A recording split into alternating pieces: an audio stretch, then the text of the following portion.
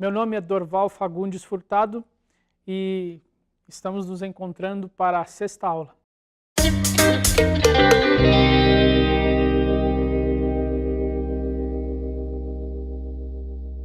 Uma pergunta muito importante. Você acha que milho e açúcar estão realmente muito distantes ou eles têm muito mais coisa que ver do que você pensava? É isso que nós vamos ver nessa aula. Nos Estados Unidos e também na maior parte do mundo industrializado, o milho tem assumido um papel cada vez mais estratégico. Em alguns lugares, ele tem mais que substituído a cana-de-açúcar como fornecedor de açúcar processado. Incrível, né?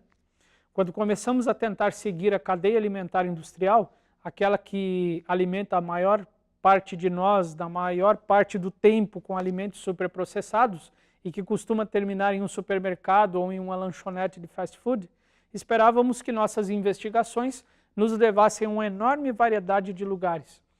Deparamos-nos com uma fazenda no cinturão do milho americano, a região do meio oeste do país, conhecida pelo cultivo desta planta.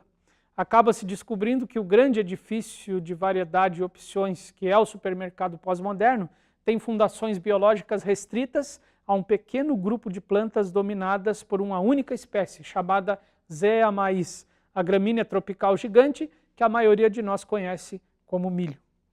É o milho que alimenta o novilho que se transforma no bife. O milho alimenta a galinha e o porco, o peru e o cordeiro, o bagre e a tilápia, e cada vez mais até o salmão, um carnívoro por natureza que os criadores de peixe estão submetendo a uma reengenharia genética para que tolere o milho. Os ovos são feitos de milho. O leite e o queijo, assim como o iogurte, que antes vinham das vacas leiteiras que se alimentavam no pasto, agora costumam vir das vacas Holstein, ou seja, no Brasil são conhecidas como vacas holandesas, que passam toda a sua vida útil num estábulo ligadas às máquinas, comendo milho. À medida que entramos em um supermercado moderno, vemos mais e mais comidas processadas, até encontrarmos manifestações ainda mais complicadas do milho. Num nugget de galinha, por exemplo, o milho se sobrepõe ao milho. A galinha ali contida consiste em milho, é claro, mas também os outros ingredientes do nugget, incluindo o amido de milho geneticamente modificado que dá a liga responsável pela consistência da coisa, a farinha de milho na massa que a reveste e o óleo de milho no qual a peça é frita. E, o que é muito menos óbvio, as leveduras e a lecitina, a atraente cor dourada e até mesmo o ácido cítrico que mantém o nugget fresco, todos podem ser derivados do milho. Ao acompanhar seus nuggets de frango com qualquer refrigerante encontrado no supermercado, você estará acrescentando milho ao milho. Desde a década de 1980, absolutamente todos os refrigerantes e a maior parte das bebidas à base de frutas vendidas nos supermercados vêm sendo adoçados com xarope de milho com alta concentração de frutose, cuja sigla em inglês é HFCS. Depois da água, o adoçante à base de milho é o seu principal ingrediente. Se em vez disso optarmos por pegar uma cerveja, ainda assim estaremos bebendo milho na forma de álcool fermentado a partir de glicose refinada de milho. Leia os ingredientes da embalagem de qualquer alimento processado e, contanto que saiba decifrar os termos químicos que o disfarçam, milho é o que você encontrará. Para amido modificado ou não modificado, para xarope de glicose e maltodestrina, para frutose cristalina e ácido ascórbico, para lecitina e destrose, ácido lático e lisina, para maltose e HFCS, para MSG e polialcoóis, para a cor caramelo da goma xantana. Por tudo isso, leia-se milho.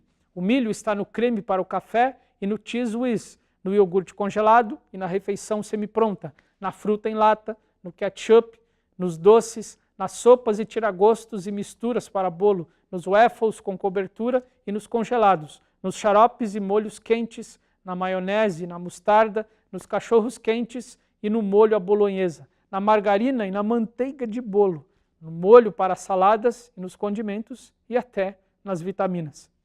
Em um supermercado médio americano é possível encontrar cerca de 40 mil itens e mais de um quarto deles atualmente contém milho. Isso também vale para os itens não comestíveis, tudo, da pasta de dentes até os cosméticos e as fraldas descartáveis, sacos de lixo, produtos de limpeza, fósforos e pilhas. Até mesmo a película brilhante que recobre a capa da revista que chama a sua atenção na banca. Milho.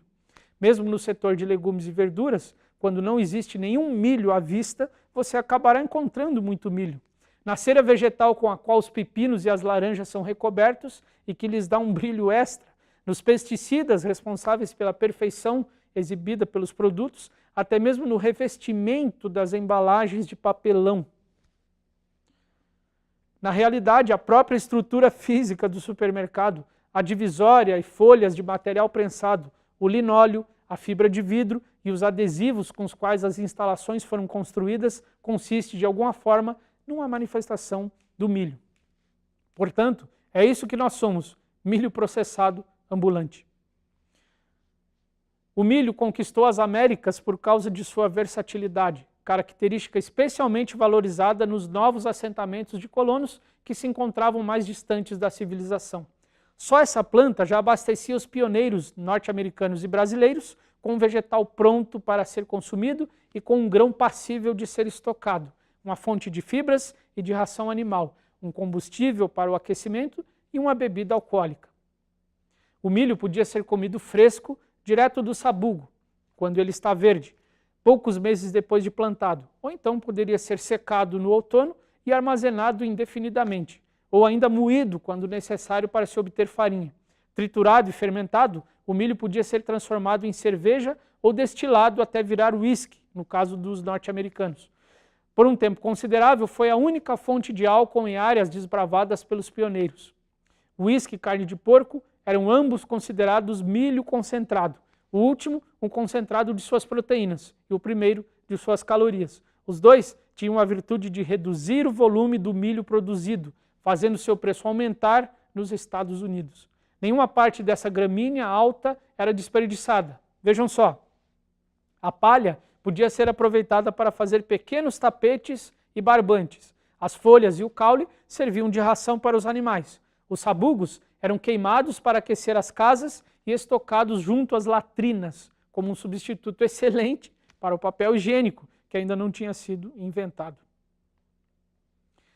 Então, hoje você aprendeu que o milho, assim como a cana-de-açúcar, tem uma grande importância na indústria norte-americana e agora, mais do que nunca, também na indústria brasileira. Portanto, açúcar de milho e outros tantos produtos são feitos com base nesta gramínea. Na próxima aula, uma questão bastante importante. E essa pergunta, não se esqueça. Existe um açúcar pior do que a sacarose? Nós vimos até agora que o açúcar de mesa, que é esse que você conhece, é altamente prejudicial. Mas fica essa pergunta, existe algum que seja pior do que ele? Nós nos encontramos lá para responder essa pergunta. Até lá!